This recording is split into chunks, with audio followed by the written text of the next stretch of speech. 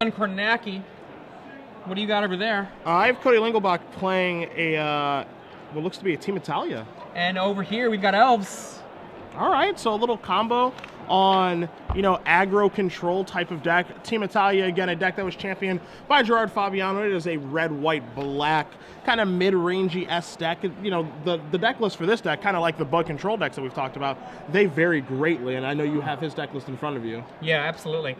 When Gerard Fabiano kind of championed this list at SCG Worcester, a lot of people were taken aback by the card choices, but really it's not surprising to me. Gerard Fabiano had a lot of success with junk, and Team Italia is a very junk-like deck in a lot of ways. As we do see a Thoughtseize lead off here for Cody, you guys are going to get a good look at Leon's hand there on the left. He has a Fyndhorn Elf in play, which is just a makeshift Land of War Elves for you newer players at home. But you also find 2 copies of Heritage Druid and Elvish Visionary to go along with the ever-popular Deathrite Shaman, with the last land in his hand being a Misty Rainforest. Depending on his hand, if he's got removal, getting rid of one of those Heritage Druids would be very good. And if he doesn't, getting rid of the Elvish Visionary just to keep a further push into the deck will probably be another possible choice. Deathrite Shaman seems unlikely to me, but I mean, it is there, so he goes with it. Shows what I know. We've got the access to that. I think if we look at Cody's deck, there are lingering souls in his deck, which is one of the things he's trying to protect with that. And so what you're going to find here with Leon's deck, for anyone who's not familiar with combo elves, this is a deck that generates a lot of mana via Heritage Druid and Nettle Sentinel. There are other ways, of course, between Fyndhorn Elves and Quirion Rangers, and a lot of other different cards. The goal, of course, is to cast a glimpse of nature before all of these, so that all of your elves do cantrip, so you can draw a card for each one that you cast, making a boatload of mana, drawing a boatload of cards, and then finding some way to kill the opponent, be it an Azuri Renegade Leader, be it a Mirror Entity, be it an Emrakul, the Aeon's Torn. Now he has laid a Nettle Sentinel. That Nettle Sentinel in combination with the Heritage Druids in his hand, very much a big deal. And then on the other side, Cody Lingelbach lays Dark Confidant, affectionately known as Bob. Draw step for Leon there was a Crop Rotation. Again, an older card that some of you guys may not be familiar with at home. And what Crop Rotation does, very simply, it is a green instant where you, an additional cost, you sacrifice land and you can actually search for any land in your deck. It is a card that has a very high power level. One of the cards that this deck typically does search for is Gaia's Cradle. We see an attack here, it looks like. 1, 2, 3 creatures coming in. And this is going to become a very huge mana explosion. Sure, it cost him 2 cards, but, oh, Pendelhaven, boom. Never mind the mana explosion. Instead, it's going to be a fast pump spell here. +1/+2 to a 1/1 creature. So it looks like because Leon he hasn't drawn a glimpse yet, or any of his real combo pieces. We haven't seen, a card like Green Sun Zenith be drawn by him yet to search up a Regal Force. Nothing of that nature. He's just kind of going the beatdown route, maybe using Bob against Cody. This time it doesn't work, as Cody's able to draw a dual land, but that might be his plan in the future. As you saw, he did also hold some creatures in his hand, just in case he does finally draw that glimpse. And see that Umezawa's Jitte in Cody Lingelbach's hand. Umezawa's Jitte is classically one of the most devastating cards that can be played against elves. If you can connect with it, it's very problematic for them. And you saw that he did kind of drop it there before casting the Inquisition, because again, it is extremely important in this matchup, and it does actually join the table now.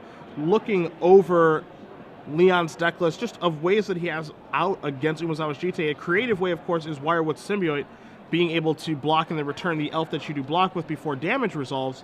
But as far as, a card like Viridian Corruptor or something like that, you're not really going to find that. But what you do find here is a fetch land searching out a Dryad Arbor for the ambush on Dark Confidant. Boom. Now there are no creatures in Cody's play in order to be able to do anything useful with that Jitte. Jitte doesn't work unless you attack with it.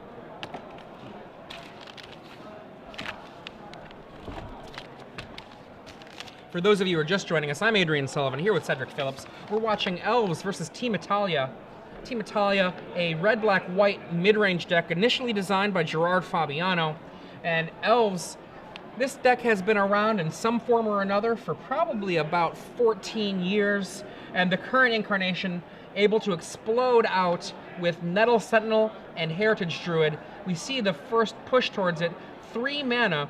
Heritage Druid, if you tap 3 elves, you get to have 3 green mana. Nettle Sentinel untapping when you cast a green spell. And we see here he gets the Wirewood Symbiote, and the Symbiote in combination with the Elvish Visionary provides him a working man's version of Howling Mine.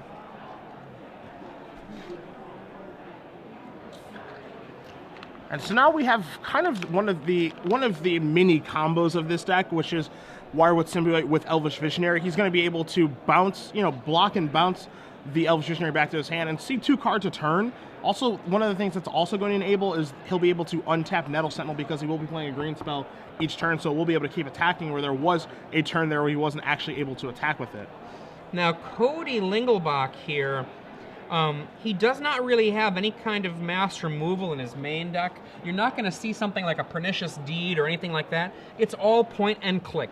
Swords to Plowshares, Vindicate, Edict-like effects with Liliana of the Veil that let your opponent choose. He's going to have his work cut out for him trying to actually chop away at the force of elves that Leon Kornacki has in play. And when you don't have that mass removal effect like you spoke of, Adrian, it really makes Wirewood Symbiote shine because that's the first one that they have to kill. That Vindicate has to start there because, again, you can't kill any of the elves unless you've somehow tricked your opponent into using the ability already because it is a once per turn ability. But again, you have to actually start with the Symbiote before you can take care of anything else. Waiting in the wings for Cody Lingelbach. Game 1 is looking pretty rough for him. He could pull it out, but I wouldn't be wanting to be in his shoes right now. I think we're going to see a Liliana hits the table, perhaps. Edict you for one of those creatures, perhaps. Yep. Which one? This elf. Waiting in the wings for Cody, though. A sweep spell that's pretty devastating. Perish. If you don't know Perish, black 2 sorcery. All green creatures die. That Nettle Sentinel should still remain tapped because it did attack and he has not played a green spell yet this turn, so hopefully we can get a hold of our spotter there really quickly. Yeah. Of just, it doesn't untap quite yet. I think he might have... No, never mind, I'm wrong. I was going to make a claim about Wirewood Symbiote, but no. And again, that Perish is something that Cody can look forward to in the board, but this game, things are looking pretty rough for him. Leon Kornacki contemplating where to go with this turn. We see the opening with that Visionary that we knew about already. Yeah, and the Elvish Visionary was returned to hand to untap that Wirewood the Nettle Sentinel. So we should be all good to go there. We see a fetch from Leon Kornacki.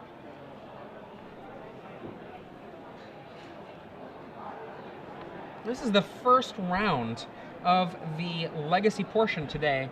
We'll be bringing you 3 more rounds after this, and as much magic as we can cram into every round possible. You can see the damage coming on in. No, we're actually going to be doing a little bit of Heritage Druid action here. Yep. Boom. Here comes the Visionary again. Draw again, please. And that untaps my Nettle Sentinel. A green spell will untap that. And the tricky thing about this elf deck, if you've never played it before, never seen it on camera, there are a lot of triggers going on here, and there's a lot of things that you can do with the creatures that are in play, so it's difficult to keep track of. For example, the first Wirewood Symbiote's ability that can only be used once a turn. So the first one has already been used that's in play, as we do see an attack here. 1 taking out the Liliana, 3 damage going straight to Cody's face.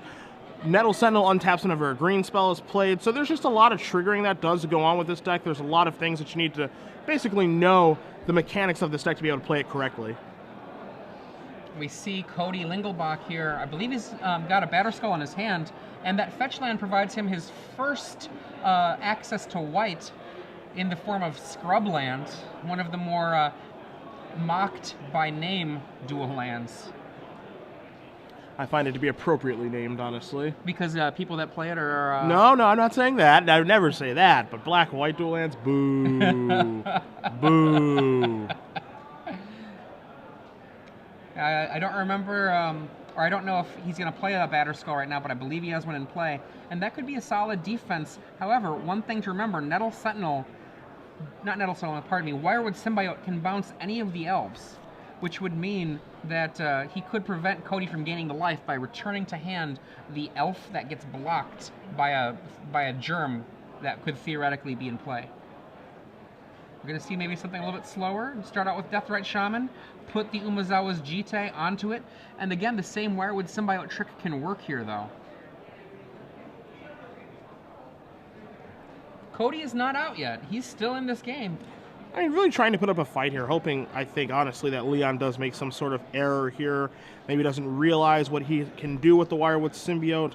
And really, you know, the thing that's difficult for the Elves deck is that once counters are placed on Umezawa's Jit, it's very hard to kind of break that up. But for the Elf deck, its goal is just to make sure that those Jit counters are never placed on it. As we see a Green Sun Zenith drawn for Leon this turn.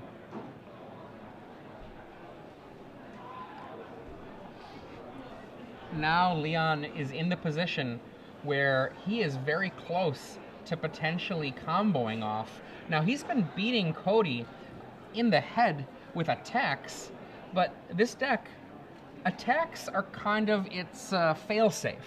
Its primary purpose is to be a combo deck and beat you in that way.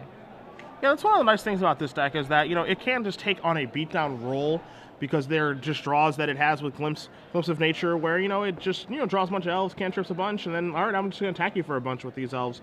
Now, of course, its primary means of victory is through attacking, either with Azuri Renegade Leader creating a couple of overruns or Mirror Entity making a bunch of large creatures, but it can't just play kind of like a normal kind of mopey aggro deck, which is what it's doing this game.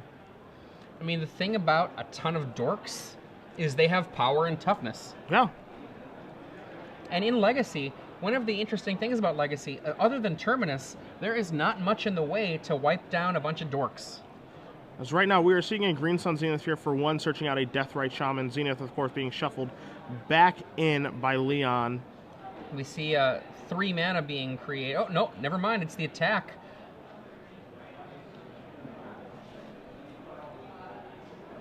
Even the Symbiote coming in. Is that accurate? Is that right? I mean, that's what it looks like to me. That's a little bit of a surprising attack.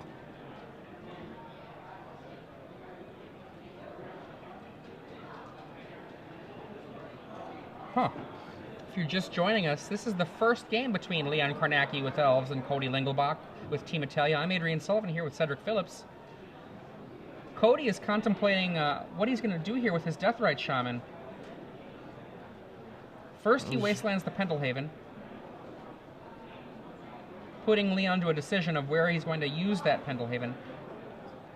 And he uses it on the Symbiote. Now, if you look at this, this is an attack for 6 damage. This is going to force Cody to block in a way that will kill his Deathrite Shaman. 2 tokens on the Umezawa's Jite. Cody Lingelbach drops to 1 life. Umezawa's Jite, though, now has counters, which is an incredibly dangerous state of affairs. Yeah, it's going to be important here. I'm not sure if Leon's going to be able to make it out of this alive. He is down to 1 life. If he is able to draw a land here, what do we see? We see a Stoneforge Mystic. Okay, that's not a bad draw. Stoneforge Mystic can get Umezawa's Jite and Batterskull in game 1, both of which are already in the mix. So the jig is up, Cody. We know that your card is Batterskull in hand. After sideboard, there are no other swords that can be carried. There are swords to plowshares. And we do see just an equip here from Leon, or excuse me, from Cody. Umezawa's Jite onto the Stoneforge Mystic, and you're going to see him take care of the Wirewood Symbiote. And no responses from Leon. Leon here is just going to try to kill. Cody can... Cody's in real trouble here, just from the beatdown elements of things. A green spell untaps that Nettle Sentinel. And you did see that Leon did draw a Windswept Heath for the turn. He does have access to a bio in his deck list, which is a black source of mana to be able to actually remove an instant or sorcery for Deathrite Shaman to deal those last points of damage. But we are going to see a Green Sun Zenith here from Leon for 2, untapping that Nettle Sentinel. And as long as Leon does this activation properly, I think Cody is dead. And there's an Elvish Visionary. And yeah, this, assuming those life totals are correct, it is 16-1, and I'm fairly sure those are correct. I'm not really sure that Cody's going to be able to get himself out of this situation. Unless there's a Bayou in Leon's hand, I think that Cody is dead.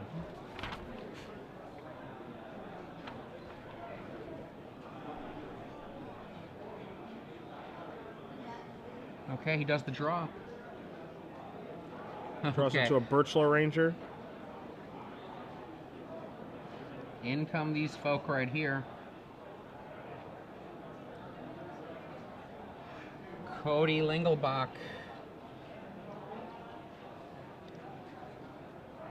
As soon as he does anything with that Jite, the Deathrite Shaman is going to murder him. And he cannot survive this turn without doing something with the Jite. Gain 2? No. Show me the Bayou, says Cody. And Cody's ready. There it is. There's a concession. All right.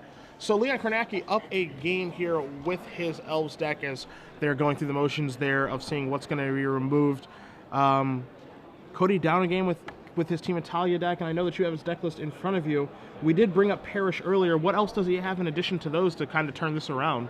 I like Swords to Plowshares a lot. Every little bit of removal is an important part because this elf deck, if you tear apart all of its creatures, it doesn't have anything going. It's not like High Tide where it can go off from the hand. It has to go off on the table. Gatekeeper of Malakir, just because it's a 3-mana removal spell, it's not exciting, but it's yet another piece of just removal. And I would probably stop there unless you think Deathrite Shaman to nix Leon Kornacki's Deathrite Shamans is useful, and I'm not convinced that it is. No. So I like those 3 cards to begin with. Taking a look over here at Leon's deck list, you guys are going to find a lot of one-ofs in his sideboard, and the reason for that is because Leon is starting 3 Living Wish in his main deck. Now, he does have one of those traditional Living Wish sideboards where he has a Mazavith, a Caracas to search for, a Humility, which obviously can't be searched for with that card, but it's something that he would bring in against Show and Tell, obviously not for this matchup. A Wirewood Symbiote, a Heritage Druid, a Nettle Sentinel, Kosali Pride Mage, Fairy Macabre, Mere Entity, a Regal Force, a Craterhoof Behemoth, and an Emrakul the Aeon's Torn. I don't foresee many of those cards coming in because, of course, it would break up his Living Wish engine. And then the non-singletons in his sideboard are 3 chokes, and, of course, he's not against a blue deck. So I would be a little bit surprised to see any sideboarding here in general, since he is really trying to abuse Living Wish to the best of his ability. I mean, the only thing that, when you have a deck list built like this sideboard-wise, the only reason you would board in one of these singletons is if you don't really want to ever tutor for it, but you could imagine it being valuable. And looking through these cards, I don't know that any of those in the sideboard qualify for that. So I expect any sideboarding that that Kornacki does is just subterfuge, and he's boarding it in and boarding it out. Yeah. Kind of for a sleight of hand type trick. Yeah. Now, a lot of people put a lot of stock in these kinds of tricks. My feeling is that the returns on those kind of tricks are much less than simply practicing your game. Getting good at Magic through playing it. Yep. I don't necessarily disagree. I mean, there's not a lot of effort involved in having those kind of tricks. I mean, I suppose you can make a mistake, but with a little bit of practice, you know, it's a small edge that can be gained through that. I definitely agree with you overall, though, with your point of, you know, it's more important to know how to play your deck than try to get into these games inside of the game with this tricky sideboarding and maxing and minning type things. There's just really, it's more important to know exactly how your deck works before you really do try to get into the next level, as Pat Chapin would put it. Yeah, I mean, one of the things about this game, it's an incredibly difficult, incredibly complicated game, and it doesn't wait around for you. If you sit on your hands, well, a few months are going to pass, and you might not even know what's happening anymore. So doing things like keeping your game sharp are important in a big way. Little tricks, I think that there is a real place for them, but for most players, the little tricks should be secondary just to keeping yourself sharp. Leon Kornacki here is going to be on the draw. Cody Lingelbach, Team Italia down a game, looking to maybe use a Perish combined with creature removal he has to keep Leon from being able to oh my goodness. Right there is one of the monsters of this matchup, Grim Lavamancer. I mean, a reusable shock against this kind of deck, it's, you know, it's not as good as Umezawa's Jita, of course, but they do play similar roles in what they are trying to accomplish.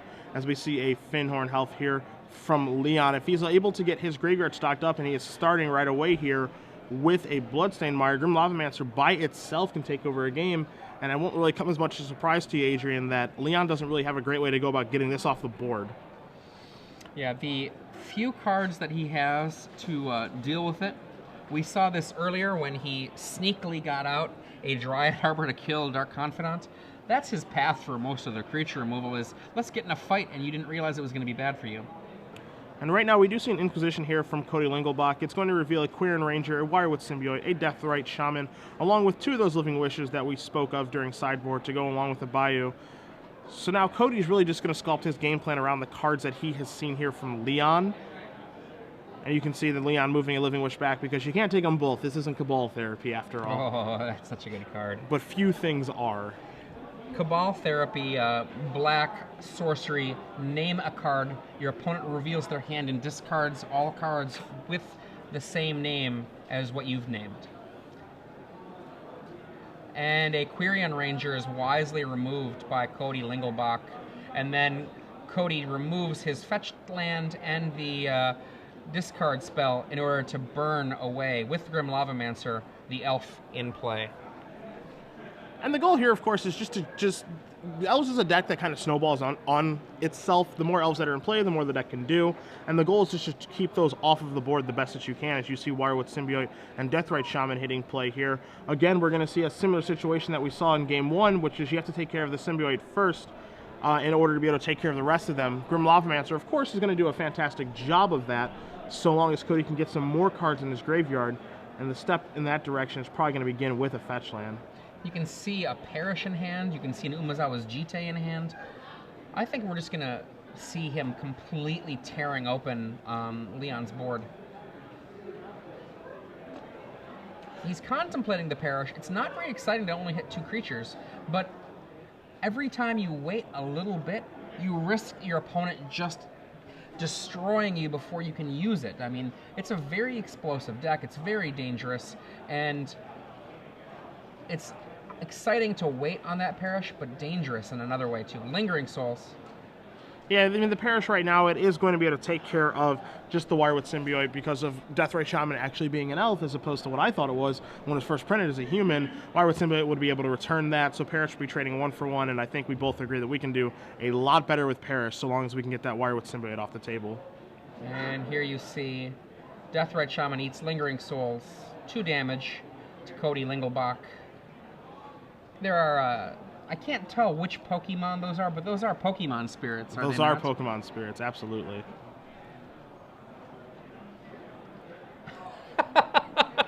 And somehow our show director knows which Pokemon spirits they are. Nidoran, is that correct? I don't know if I'm saying that right, but our show director, oh my gosh. And now what you see here for Cody during his draw step is he drew his 4th land for the Umezawa's Jite that Adrian did speak about. It is going to equip one of those Nidoran, as it were, and these do fly. So the beatdowns are going to come in the air. 2 G counters are going to be placed onto the artifact. And this is what Leon does not want to see. This is definitely worst case scenario. Not only is it a creature that he can't stop, but it's just a reusable way to keep loading up the Umezawa's Jite. And we're going to start here again with the Wirewith Symbiote. That's the most important creature to get off the table. I mean, I look at what's in play right now, and I actually don't see a very good path for Leon Kornacki unless he can power through on this next turn with some phenomenal combination of cards.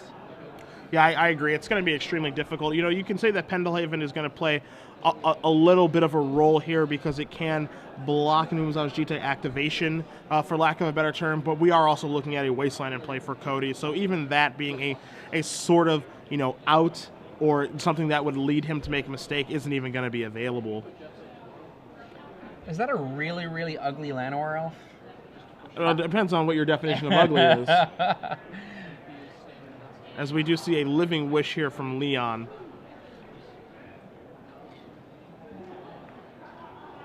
Wow. Okay. Kasali Pride Mage in the sideboard is the only direct answer that Leon Kornacki has to Umezawa's Jite.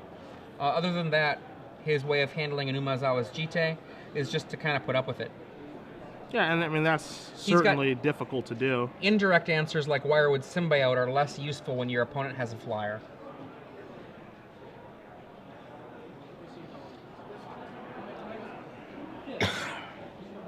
Cody Lingelbach untaps. 2 spirits in play from Lingering Souls. Grim Lavamancer in play. Umezawa's Jite.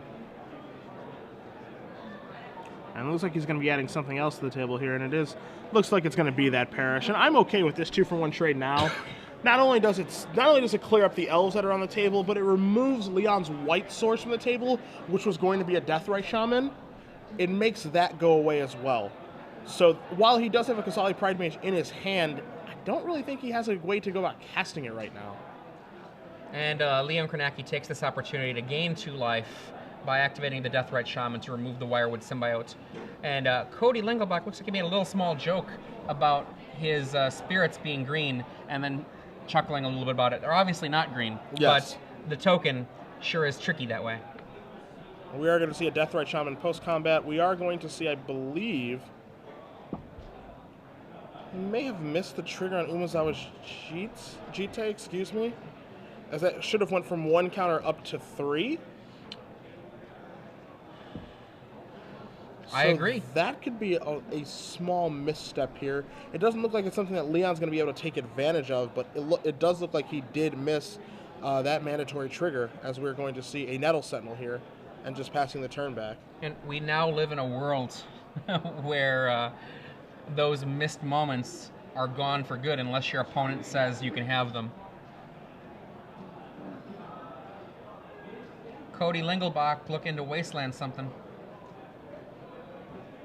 Goes with the Pendelhaven. Crop rotation. It always was a good feeling to turn a wasteland into a crop rotation moment. Yeah, it's one that you don't see very much anymore. As you guys do see crop rotation on the screen. Very powerful card, especially in years past, as it is going to search up the white source that Leon is looking for in Savannah.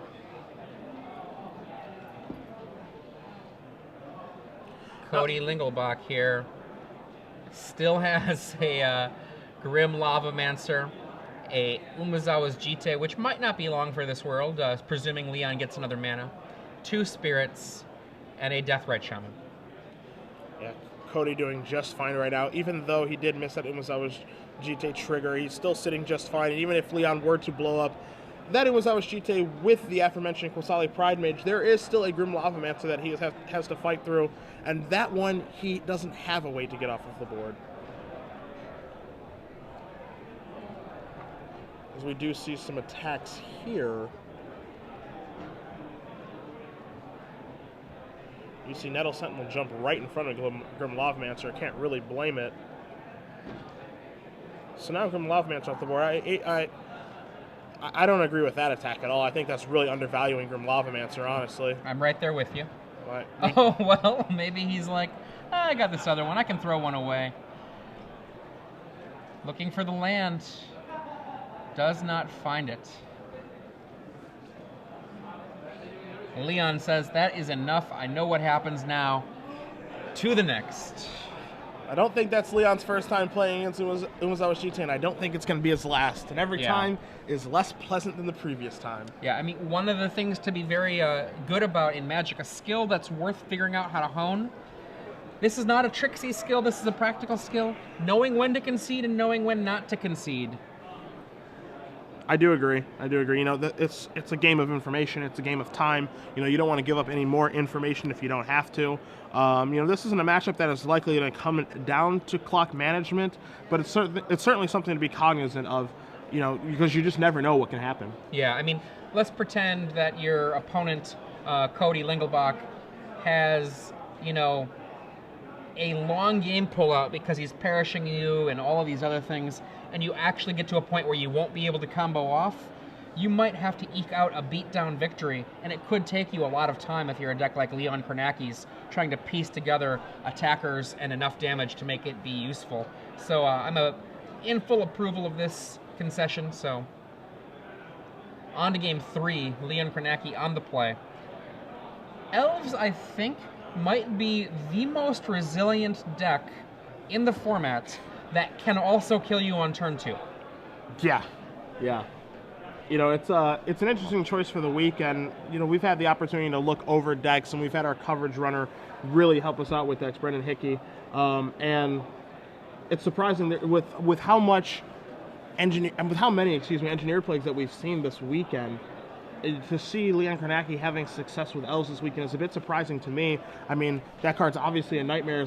It's perish, but just worse. Right. So you know, it's a little bit surprising to see, you know, multiple people having success with elves. Maybe they've just been dodging and getting favorable matchups. A little bit of juking and jiving, getting in and out of the way of the people that have that card. Yeah.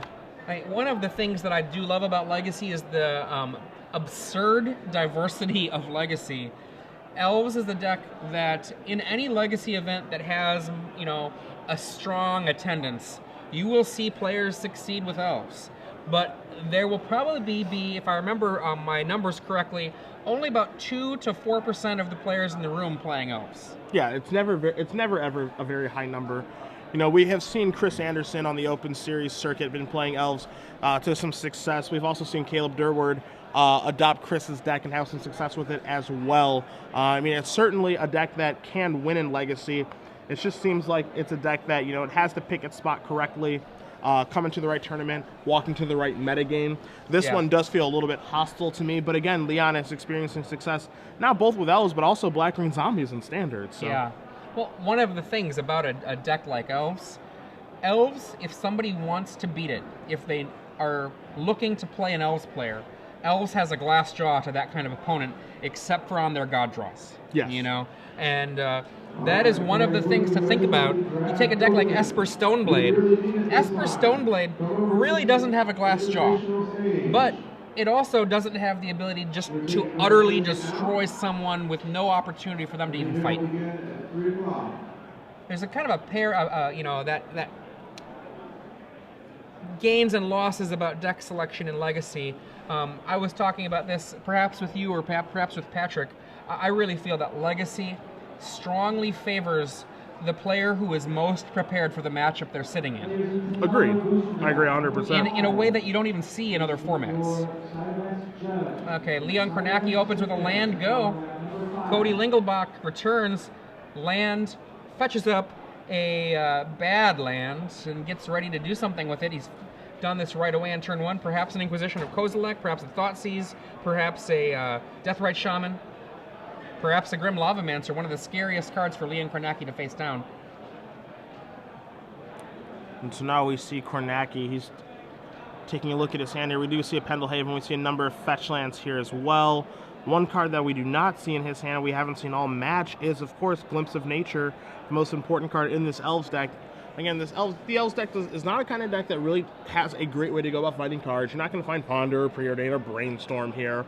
You know, it does kind of just have to be a little bit fortunate in to draw this card in its opening hand, or maybe Elvish Visionary into it. But once it is able to find that crucial piece to the deck, that's when the deck really does get going. Now, his build, Leon Kornacki's build, only has, if I'm looking at these numbers correctly, 7 tutor effects for creatures in this deck. That's 3 Living Wish, 4 Green Sun Zenith. We saw last year Matt Sperling play with 12 tutor effects using Pact, the green Pact as well, Summoner's Pact. And the amount of choices like that, it's one of the ways that this deck varies. Priest of Titania. As we do see Cody Lingelbach sacrificing another Marsh Flats here, going to search out a scrubland.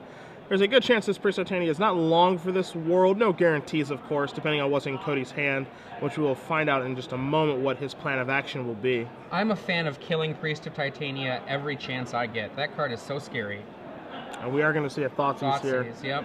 What do you got over there? What can you do? So as we spread out Leon's hand, we are going to see a Living Wish, a Crop Rotation, Elvish Visionary to go along with that Pendelhaven. For a guy with one crop rotation, Leon Kornacki likes to draw it. He sure does draw it a lot. Leon moves the Pendelhaven back, saying, "You can't touch this with Thoughtseize."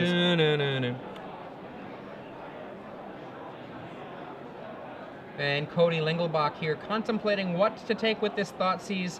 Grim Lavamancer active and in play with red mana available. A Priest of Titania in play for Leon Kornacki. And he says goodbye to Living Wish. And then he's not going to mess around. Die, Priest, die. Get that right out of here. You know, for me personally, I'm not entirely sure if that's the card I would take if I'm in Cody's spot. Kind of want to take an Elvish Visionary, as you see that Leon does draw another one. You know, I don't really want to be able to get deeper into his deck as he does as he draws a Living Wish. So it actually doesn't matter what I was going to take, because whatever I would have taken, it would have been one of those two cards he would have drawn and had anyway. So Pendelhaven, very good at defending against Grim Lavamancer, making his 1/1s into 2/3s.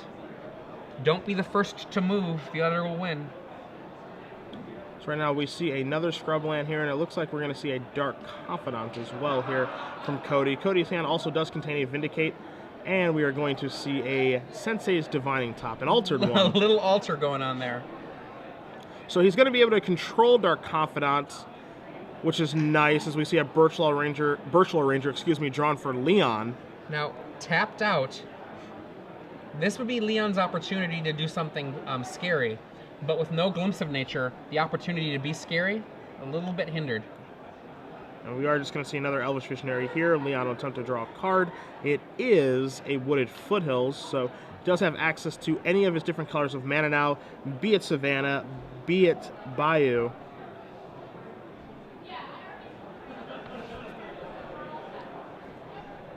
For those of you who are just joining us, I'm Adrian Sullivan here in the booth with Cedric Phillips. This is the second round of today with Legacy, round 13 of 16 for the Star City Games Open Series featuring the Invitational here in Los Angeles. These players have come from all over the country, and a few of them from different parts of the world, to play here for an incredible prize of $15,000 to the winner. As we do see Kornacki search out one of those Savannahs now, maybe deciding to play a Birchlaw Ranger here, but it looks like no matter what he does, he is going to leave that Pendelhaven up to protect himself from a Grim Lavamancer activation. You see Cody Lingelbach reading Birchlaw Ranger at home. We'll bring it on the screen for you guys here as well.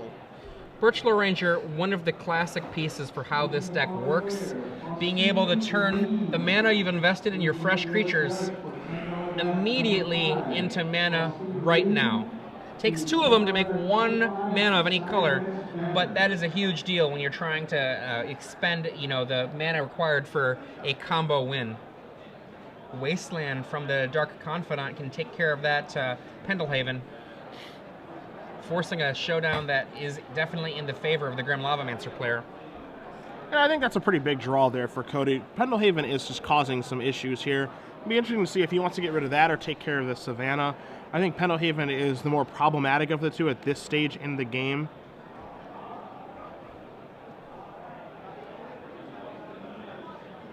And he is going to go for it right now. Now, we know, of course, that Leon does have a crop rotation in his hand that can search for the card I was going to mention, which is a Gaia's Cradle. We'll see if that's what he chooses to do.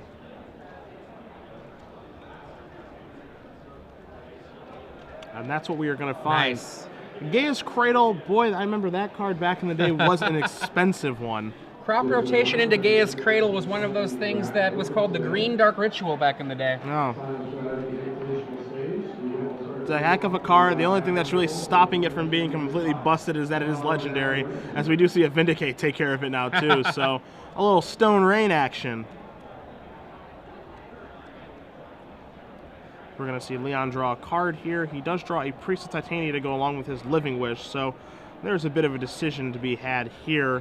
Again, we do have this Living Wish sideboard in front of us for Leon. There is a Karakas to go along with a Mazavith here, a Wirewith Symbiote, a Heritage Druid, a Nettle Sentinel, a Kosali Pride Mage, a Fairy Macabre, a Mirror Entity, a Regal Force, a Crater of Behemoth, and an Emrakul, the Aeon's Torn.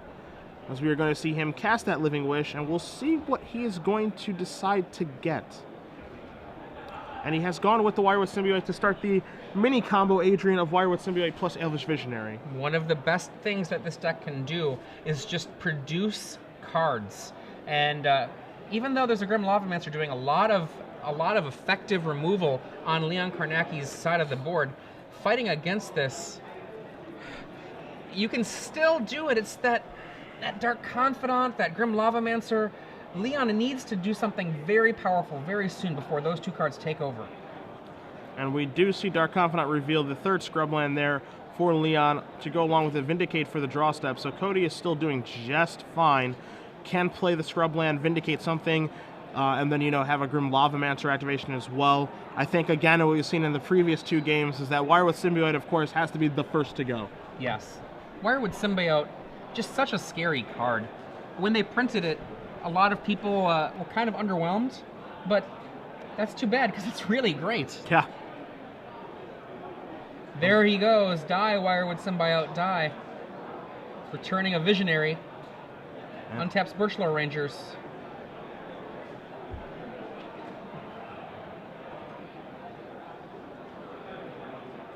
And now the question becomes, what is the next move? You see Cody play Gatekeeper of Malakir. Either one of these creatures' deaths is acceptable, so that seems fair. Now this is a win-win either way. I think by casting that, either creature that dies, as you said, he's happy with, and you can save that Vindicate for something a little bit more important, like the Deathrite Shaman that Leon was able to draw that turn. And we see a Elvish Visionary. There's another Deathrite Shaman. One of the things that's very interesting about how this game has played out, Leon Kornacki has drawn Crop Rotation, only one copy, every single game he's drawn it, but he has yet to see a single glimpse of nature that he has 4 copies of. Yeah, which is quite strange, as you're going to see the other Deathrite Shaman hit play, and now, it's a case of if he does actually finally draw that glimpse of nature, it is a lot worse off now. And we see the activation of the Sensei's Divining Top during the upkeep, so that the Dark Confidant can be a little bit more controlling in what it gives you. What you got for me, boss? And it's an Umezawa's Jite. That is one of the most devastating potential draws that Cody could put forth. And we're going to see... Gosh. This is going to be pretty rough for Leon Kornacki. Yeah, you're going to see almost no hesitation here. You're going to see Umezawa's Jite. It's going to get suited up to the Gatekeeper Malakar. And I think we might be having a visit to the red zone. Here it comes. 2 damage. And it is not blocked. 2 counters on the Umezawa's Jite. Lots of options here with this now. Yeah, Lingelbach has the option of just taking care of the 2 1/1s. And he's going to take care of a Birchlore Ranger here. And he can also take care of an Elvish Visionary. But he's just going to hold off. Not much of a rush, as we do see Leon draw an Azuri Renegade Leader. One of the win conditions for his deck, it is a regenerating, overrunning elf legend. But one thing that legend cannot do is save him from Umezawa's Jite. The Jite was one of those cards that it probably took players about, I would say, 2 days to figure out was good. I remember at the pre-release, really good players saying, Umezawa's Jite, I don't know, it doesn't seem like it would do very much. One of those people was a Pro Tour champion eventually, Mike Huron. But the thing is all you've got to really do is see what happens when a Jite connects, and then you're like, okay, that was absurd.